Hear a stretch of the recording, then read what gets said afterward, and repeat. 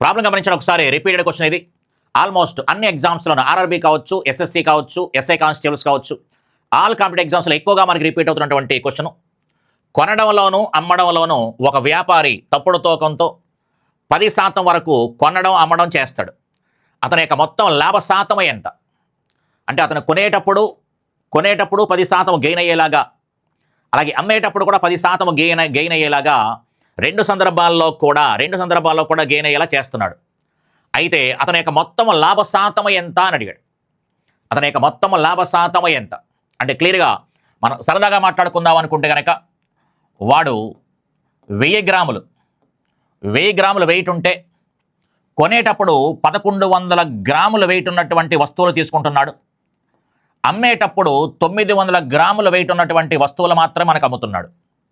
వాస్తవానికి 1000 గ్రాముల rate, 1 KG rate ఉన్న వస్తువుల్ని అతను కొనేటప్పుడు 1000 గ్రాములు కాకుండా 1100 గ్రాములు తీసుకునేలాగా 10% గెయిన్ అయ్యేలా ప్లాన్ చేసుకుంటున్నాడు. అట్ ది సేమ్ టైం అమ్మేటప్పుడు కూడా అతను 1000 గ్రాములు కాకుండా 900 గ్రాములే వెయిట్ ఇస్తున్నాడు. అంటే అక్కడ ఒక 10% అతనికి గెయిన్ అయ్యేలా చూసుకుంటున్నాడు. ఇక్కడ ఓవరాల్గా అడిగాడు కాబట్టి ఓవరాల్గా అంటే కనుక గెయిన్ ఎంత అవుతుంది? 200 గ్రామ్స్ అవుతుంది. అది కానీ క్లియర్గా మనకి వెయిట్కి సంబంధించి మాట్లాడేటప్పుడు, వస్తువులకి సంబంధించి మాట్లాడేటప్పుడు మిగిలింది బై అమ్మింది అని చెప్పాను.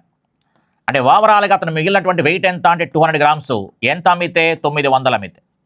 ఇప్పుడు క్లియర్గా మనకి పర్సెంట్ అంటే కనుక ఇంటూ 100 కాబట్టి ఈ 2 zeros క్యాన్సిల్.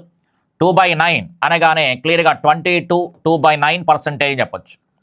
2/9 ఇంటూ 100 రాసుకోవచ్చు. కాబట్టి సమాధానం ఎంత అంటే 22 2/9% చెప్పొచ్చు.